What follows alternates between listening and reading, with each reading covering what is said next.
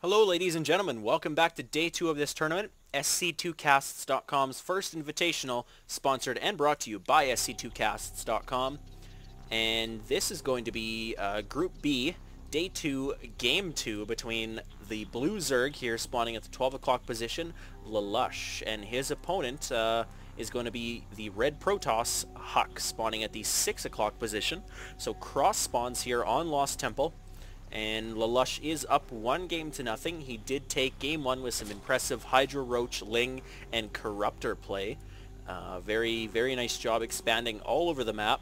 He took almost 5 bases up on HuK when HuK barely even had the 3rd base going. So very nice job by him in game 1. If you haven't seen that, sorry for ruining it, but go check it out and watch them in order. As of course they are labeled, so no excuses, guys. Anyways, here on Lost Temple, it already looks like HuK is going to be revealing what he's going to be doing to us, and by putting his first pylon out here in the middle of his choke point, it is a clear indication that he's going to be walling off down here and probably doing an early or fast expansion of some sort, and which probably means he won't be getting a gas till fairly late.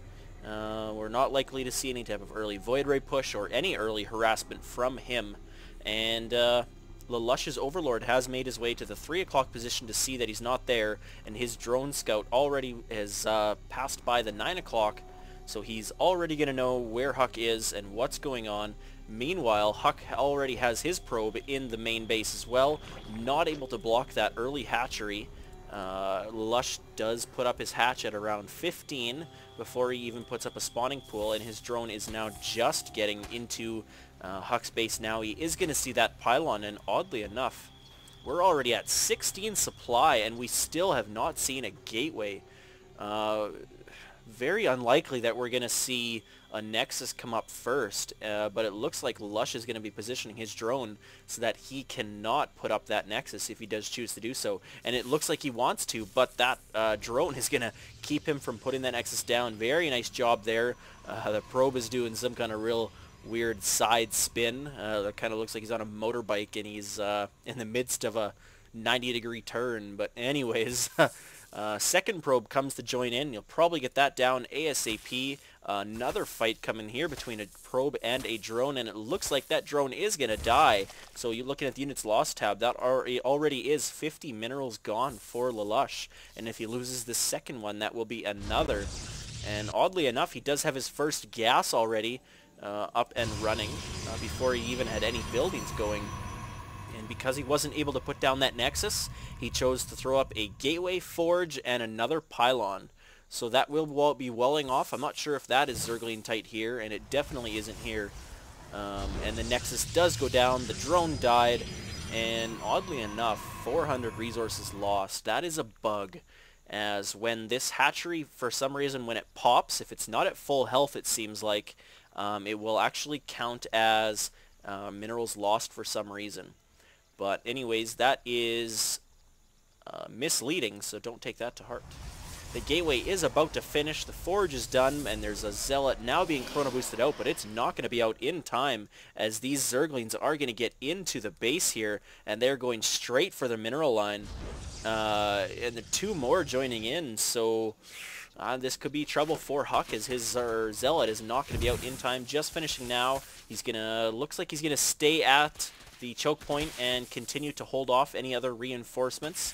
And all whole time here, Lalush is doing some nice micromanaging, pulling off the Zerglings once they get really close, forcing HuK to waste about, wow, 20 drones here at least. Ooh, that's a lot. Well, about 16 drones, or sorry, 16 workers.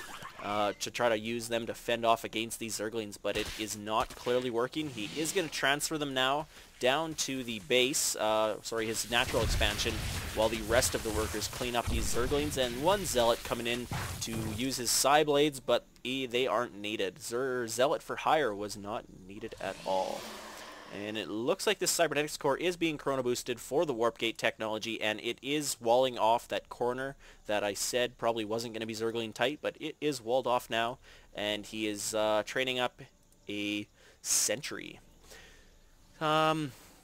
if we're going to look at Lalush's base, and then we'll kind of try to figure out and guess what is going to happen here. Lalush does have his second gas up and running now. Well, the extractor's up, but there is no drones in there yet. Lair is morphing. Second hatchery is up, but he's not being efficient on the spawn larva or spawning the creep tumors, so that could be trouble for him, as it looks like he is fairly far behind on that. His roach warren did just finish. That whole harassment, if we look at it, it was really even.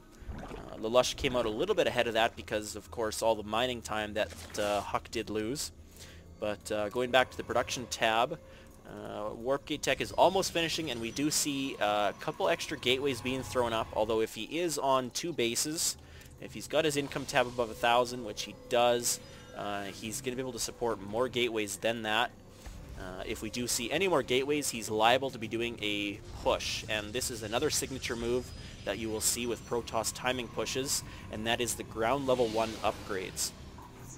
Seeing that, we clearly know that he is going to be doing a push, and the Overseer coming in is going to get to see these other 3 gateways, the 2 that are just finishing and the 3rd that is warping in now. And this Overseer is going to be very key in letting Lalush know what is coming and what is probably going to be happening, which is obviously a push. Lalush does have a few roaches out right now, but not enough to stop anything if it did come, although he clearly doesn't need that technology or that units quite yet. Really no tech being researched at the moment for him, but he does have a Spire coming up, and it is almost finished. So if he can get those Mutalisks out in time before this push happens, and here we go, we've got another 3 gateways on top of the extra one here that was morphing in, so that's going to be a total of 7. And he's now getting up to 4 gas, so that is going to be a very, very strong timing push if he does choose to use that. And hold on 1 second. Alright, sorry about that. And it looks like Lalush is going to be preparing to take a 3rd base, as the destructible rocks are dead, and the hatchery comes up immediately after, so he is right on top of that. And the Mutalisks are out. I don't see any harassment quite yet. But there's a total of 5 now out on the field, and at the same time, HuK is pushing out. He very nice job here by taking that Xel'Naga watchtower and killing off an Overlord that was watching. That does put him in the red, so that is going to be a very important Overlord to kill for him. So at the same time here, there is going to be some harassment by these mutas. I don't know if there's going to be an attack, but if there is, I will watch both. I'll back it up so we can watch both of them, guys, but it looks like these mutas are going to have free range over top of these probes, already getting 2 to 3 kills, some stalkers being warped in to hold it off, but the mutas can just go straight to the main base. One almost dead, not quite though, and a stalker already waiting to take it out. But he wasn't focus firing initially, but he did target the weak one right after that. Of course, if you're not a pro player, or if you're any player, you want to make sure that you have these health bars. And don't worry about this action up here. We will take a look at that right after. So the Mutalisks are retreating. HuK was able to hold off that aggression, so we'll just back it up a titch here. And it looks like we've got a little bit of an engagement coming up here. And some force fields going down, protecting against these roaches, but he didn't have many. He only had about 4 or 5 roaches, but he's got 11 in production now, and these mutas will be retreating almost instantaneously. They are coming back up the map now, but it's not going to be good news here for Lalush, as there's just too many sentries with Guardian Shield and Force Fields. The queens are probably going to go down. The one queen, almost both queens do have enough for a transfusion, so if he uses those properly, he may be able to keep these roaches alive, but he's not. HuK is retreating, but 3 more sentries being warped in, and I'm not sure I would really go with the sentries right now. I mean, I guess they do spawn with 50 energy, but ooh, here are those stalkers that were reinforcing his main base from the Mutalisks. They are now engaging as well, and a buttload, 7 zealots now, along with these 7 stalkers, are engaging. 8 stalkers now, and he's down on some sentries, but he is morphing a ton more in, more zealots, and this is just going to be too much for Lalush to handle. He took this expansion in the gold a little too early, and he just didn't have the army to compete with this. A couple nice force fields preventing any type of retreating or reinforcing, and a desperation play here from Lalush, bringing the drones off the line. But even if he succeeds in defending this, he will be down a ton of drones and worse in the economic area than HuK is. And it looks like it's just going to be too much to handle. Nice force field being put down. Probably needs to retreat a little bit more to get them into a concave. Not quite enough energy on that queen to transfuse, but the one did. Still didn't use it, as it's just going to be too much. All the workers are dead. There's a couple roaches. Glial reconstitution is done, but Lalush does GG. So HuK does tie tie the series up with game 2, and game 3 coming up right away.